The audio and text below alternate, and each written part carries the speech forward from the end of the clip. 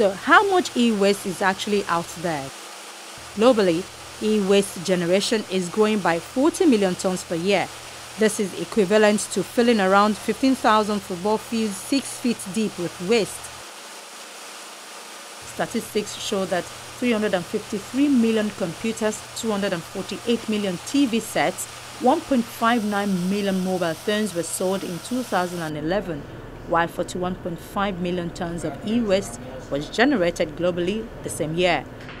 In 2010, 50 to 85% of e-waste generated in Africa has been generated domestically, equating to 650,000 to 1 million tons of e-waste per annum.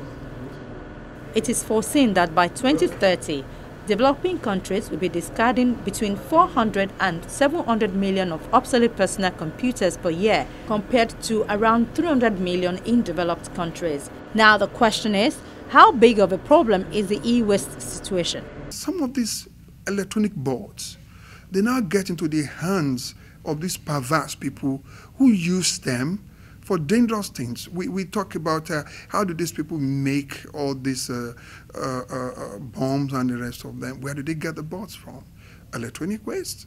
What you call waste right now, they're now recovering those electronic waste, and you have this perverse genius using them to cause all this havoc that we have all over. So government needs to look into this area critically now. It's an emerging issue, and it's rising. It's a threat to the nation's security and the environment and the health of the people. So it's a major issue, and it requires a knowledge-based approach. The worldwide figure from the United Nations Environment Programme guesstimates that approximately 20 million to 50 million metric tons of e-waste are generated annually, accounting for 5% of all municipal solid waste. Due to increased safety rules in Western countries, it is 10 times cheaper to export e-waste to developing countries than it is to locally recycle. Though some e-waste exportation is legal, a large portion is illegal.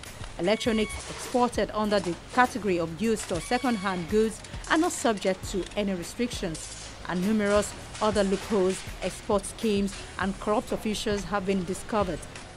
And when you focus on the trail, some of the products end up here in Nigeria. At the Computer Village in Lagos, Nigeria, the chairman of the importers of refurbished computers at the Computer Village laid the blame at the doorstep of the agencies in charge of border control. We don't have any control about some fraudulent importers that go out there and want to make money. It is the duty of government agencies to ensure that they don't come in. But when these things come into the system, it's difficult to trace where it's coming from.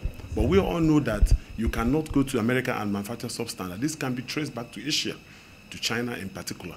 So I think it's a problem of enforcement.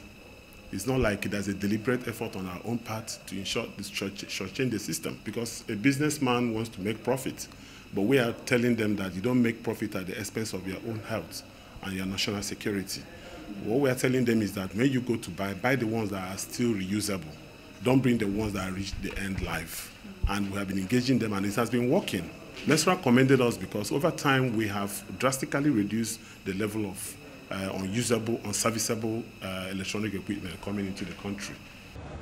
The National Environmental Standards and Regulations Enforcement Agency, a parastatal of the Federal Ministry of Environment, has the responsibility for the protection and development of the environment, biodiversity conservation and sustainable development of Nigeria's natural resources in general, and environmental technology, including coordination and liaison with relevant stakeholders within and outside Nigeria on matters of enforcement of environmental standards, regulations, rules, laws, policies and guidelines. Environmental pollution control.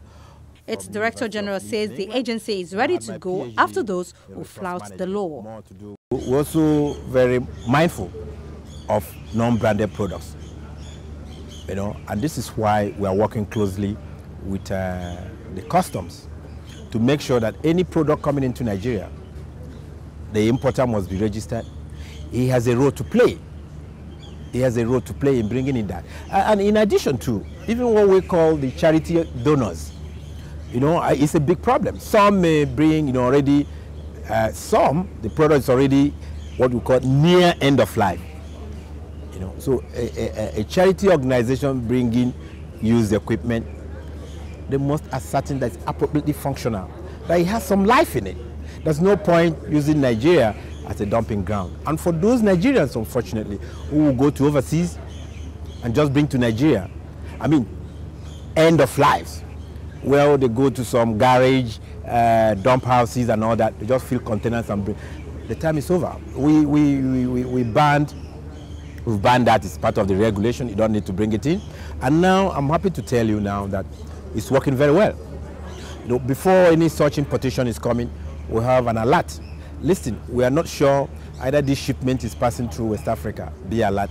At NESRA, we have this dump watch program where all the key agencies and enforcement agencies, including the Army, the Navy, the Department of Military Intelligence, you know, and the Custom, will set that alert system. We'll have a meeting and then we'll monitor that. And that's how we've been able to get back to their country of origin.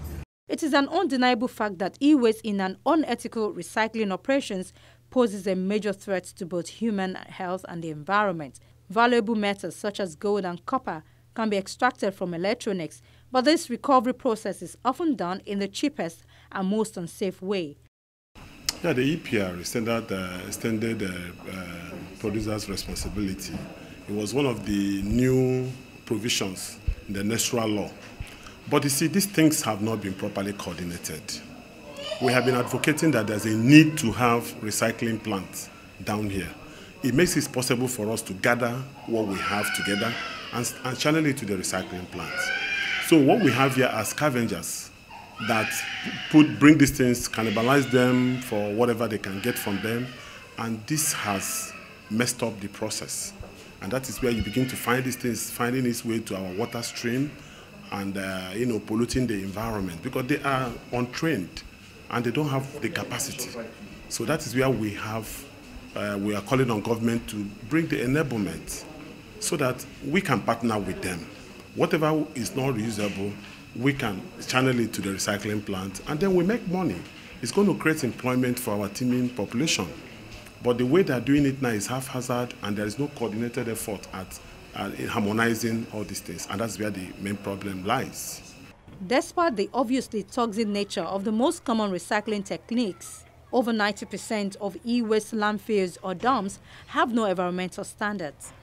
The environmental impact of unregulated recycling sites are evident in polluted groundwater, extremely unsafe levels of lead and mercury in nearby rivers, and toxic emissions that contribute to global warming.